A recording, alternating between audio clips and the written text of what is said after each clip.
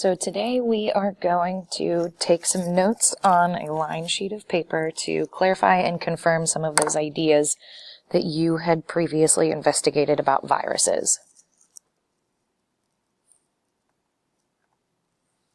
So just like in our previous slideshow, if you see the symbol in the upper right-hand corner of any of the slides, you don't have to write this information down on your paper.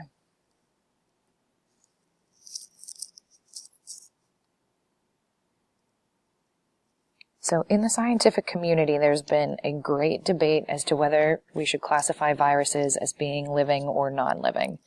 The stance that we are going to take for our class is that viruses are definitely non-living.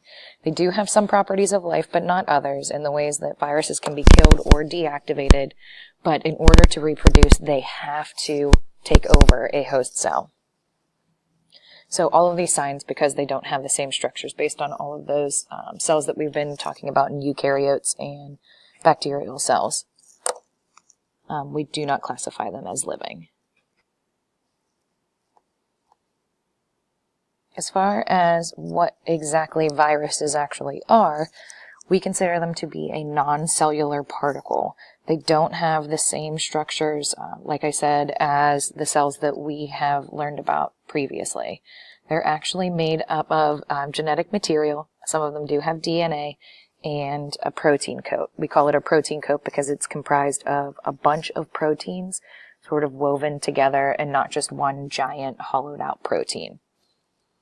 The way that viruses work is by invading or hijacking living cells and taking it over in order to reproduce and carry on their jobs. When we're viewing viruses, keep in mind that viruses are smaller than the smallest cells that we have even looked at. We actually measure them in what's called nanometers because they are so tiny and we couldn't even see them until the electron microscope was created in the 20th century. For those of you that are questioning how large a nanometer is, the prefix means 1 billionth. So a nanometer is 1 billionth of a meter. To give you a little bit of a relation to size, a sheet of paper is about 100,000 nanometers thick. A strand of human DNA is 2.5 nanometers in diameter. There are about 25,400,000 nanometers in 1 inch. A human hair is approximately 80,000 to 100,000 nanometers in width. And 1 nanometer is the length that your fingernails will grow within 1 second. So ultimately we have a meter that's comprised of 1,000 millimeters and 1,000 microns that make up 1 millimeter and 1,000 nanometers that make up a micron.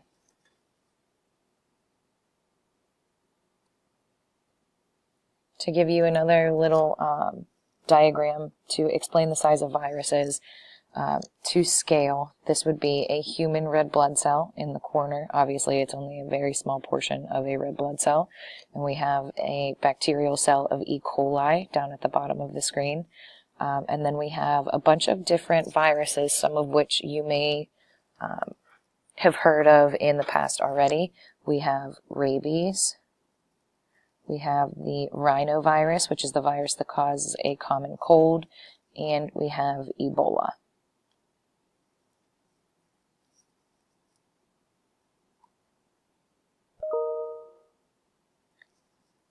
So the characteristics of viruses are that they contain non-living structures. They don't have ribosome, cytoplasm, or a nucleus.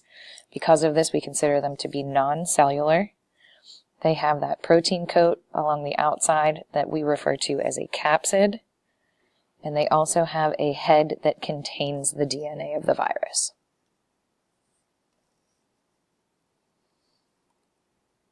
Like we mentioned before, viruses can only reproduce when inside of a host cell. Outside of host cells, they are considered to be inactive. And in order to reproduce, they have to use the materials of the host cell.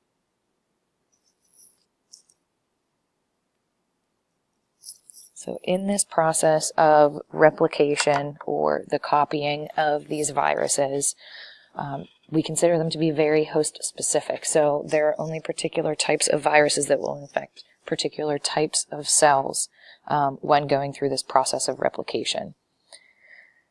We actually very rarely share these viral diseases with other animals, which is why sometimes you may frequently hear that we cannot catch some illnesses from our pets.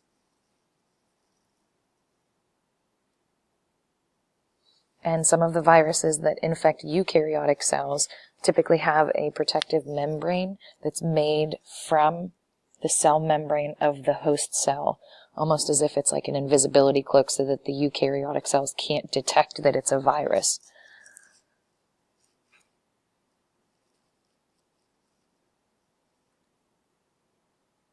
So there is an issue with viruses that we refer to as latency. So what happens is that some viruses can actually lie dormant within a host for many years and go unnoticed. So we refer to these viruses as latent viruses. An example of this is the chickenpox virus that we commonly experience before the vaccination for chickenpox, that can actually lie dormant in your system for years and come back as you are an adult, and it's referred to as shingles. So instead of being covered in chickenpox, it appears in a little bit of a different way, where there are patches of an itchy rash that are very specific to particular parts of your body.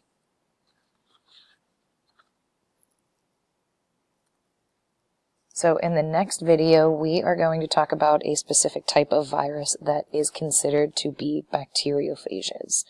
So once you have this section of the introductory material of viruses written on your line paper, you can move on to the next video.